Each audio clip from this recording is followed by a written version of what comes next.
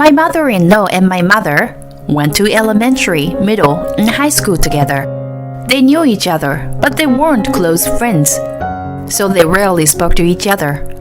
That's what I heard. My now husband, Logan, proposed to me last year.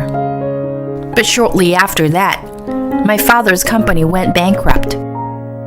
My mother-in-law hated my mother, but she still reluctantly allowed the marriage because my father was the president of the company.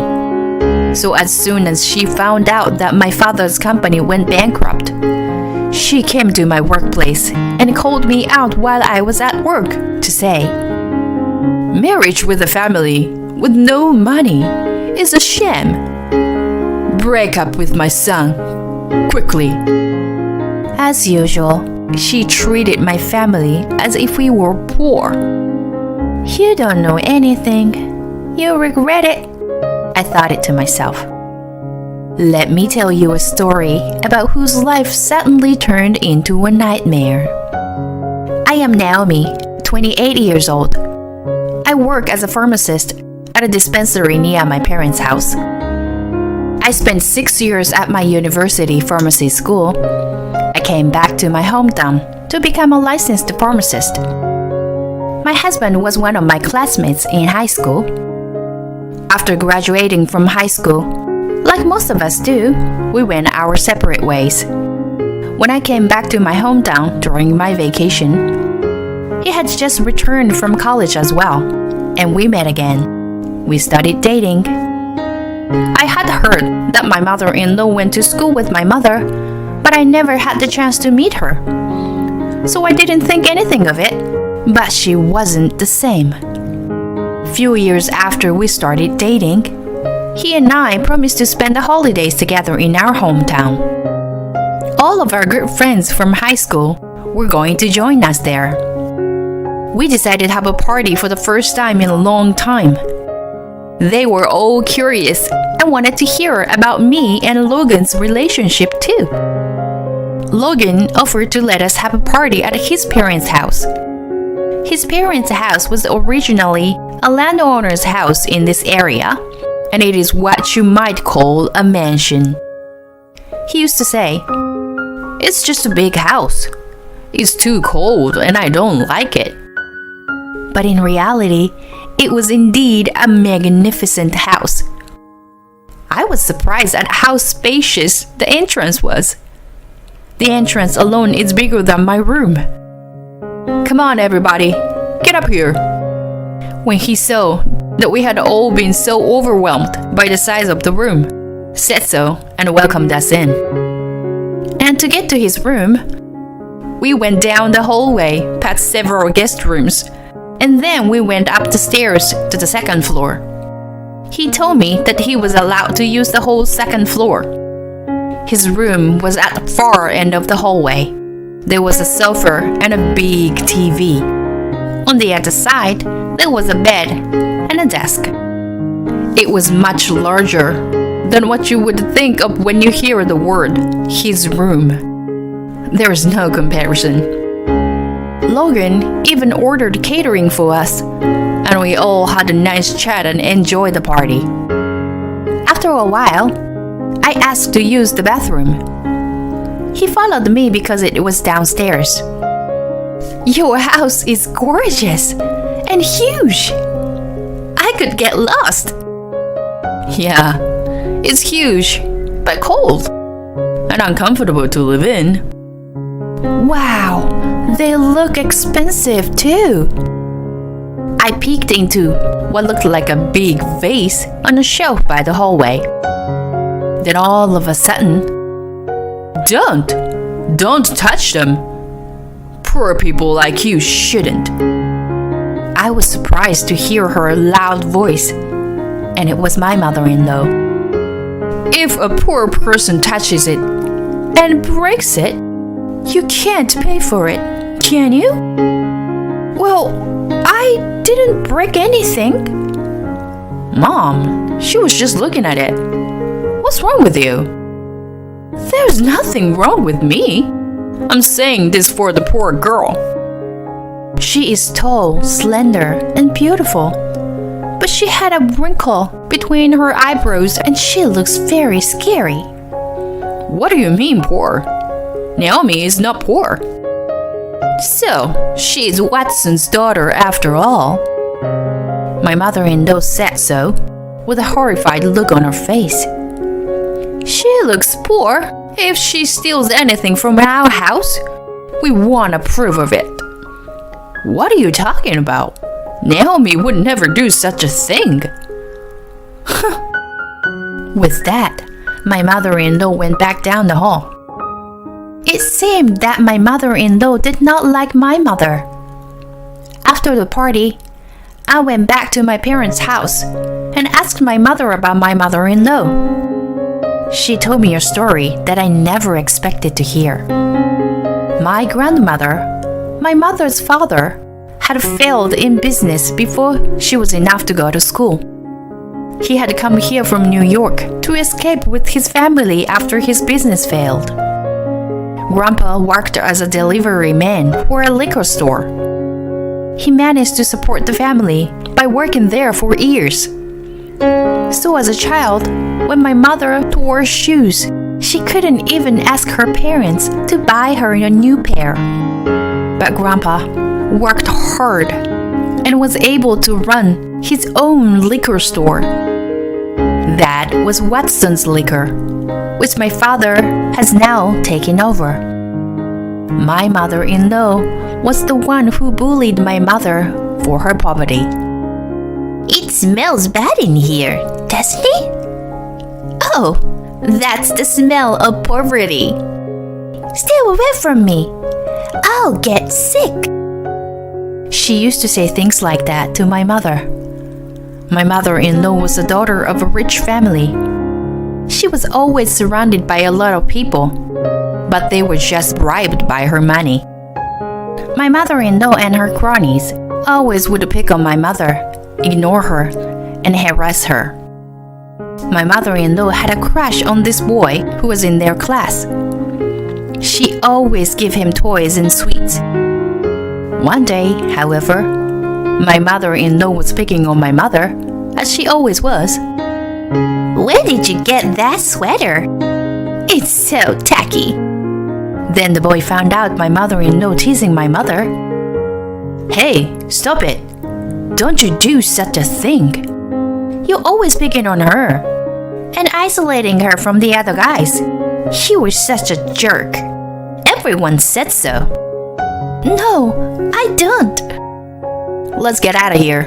Come on, follow me. Oh, okay. After that, she stopped being mean to my mother. My mother-in-law went to school with my mother all through elementary, middle, and high school. She never spoke to my mother. I see. It's a long-standing grudge from elementary school. After a while, Logan and I continued our relationship, and he proposed to me on my birthday last year. Every time I saw my mother-in-law, she kept calling me a poor girl or a thieving cat. I try not to pay much attention to it. After graduating from a university, he returned to his hometown and joined a major company. However, he had studied business management at a university and had always wanted to start his own business. While working for a company, he has been steadily building a network of his contacts for his future. Of course, I could think of no one else to marry but him. However, right after we registered our marriage, my father's company, Watson's Liquor, went bankrupt. My mother-in-law hated my mother, but she still reluctantly allowed the marriage because my father was the president of the company. So as soon as she found out that my father's company went bankrupt, she came to my workplace and called me out while I was at work to say, "Marriage with a family with no money is a sham. Break up with my son, quickly." As usual, she treated my family as if we were poor. You don't know anything. You regret it, I thought to myself. The truth is, my father's company went bankrupt, but it was because my father wanted to start a new business that could make the local community more prosperous. The company was originally a grocery store that mainly sold alcoholic beverages. But he wanted to create a company that would focus more on local products and also spread them to other countries. So even though the company went bankrupt, it did not mean that things were not going well. It would have been difficult to have a proper meeting for the two families together, because my mother-in-law would have interfered at every turn. So we decided to skip the wedding ceremony and registered our marriage for the time being. My family liked Logan, and we often gathered to have dinner together. On my mother's birthday, I booked a best-known Italian restaurant in the area. This was actually a plan that Logan and I came up with together. My mother and his mother would never see each other. The plan was to coincidentally meet the two. Yes, Logan was going to bring his mother to this restaurant. My mother and I were seated by the window, which was the largest table in the restaurant. My father used to frequent this restaurant, and so did my mother and I, and the staff knows as well. Logan and my mother-in-law were seated next to us at the very back by the kitchen. They arrived just as we are finishing our appetizers. Naomi? Oh, hi, Mother. It's been a while. Oh, hi, Logan. Are you having dinner with your mother too? That's right. We heard this place is the best. My mother-in-law remained silent, but when they sat down, I've just remembered I have something to do. So just eat and get out of here. Please order the dishes that can be served the soonest. And as it was, I was having trouble making a connection to talk with her. Naomi, is this kind of a plan? Isn't it? What should I do? My mother asked me in a whisper. My mother-in-law hates us and still treats us like a poor people. So I thought it would be a good opportunity for us to talk and get to know each other. I told my mom the reason in a whisper. She said, "Okay, let me handle it," and walked over to Logan and my mother-in-law's table. We certainly hadn't been close since we were kids, but our children trust each other very much, and they made a great couple. I don't think it's right for us, as mothers, to get in their way by dwelling on things that happened a long time ago. Why don't we try to be friends again? Dwell on a past? What are you talking about? I'm selective about who I talk to or make friends with. My friends are all decent people, including the wife of the president of the great Johns Hopkins Hospital and the wife of a lawyer. I don't want poor people like you. It was a long time ago that I was poor. Now I can live a normal life. I'm saying I don't feel the need to deal with people who are normal. My mother did her best. It didn't change my mother-in-law's mind or her attitude. As for the wife of the director of Johns Hopkins Hospital, my mother-in-law bragged about, Dr. Hopkins had invested in my father's new company.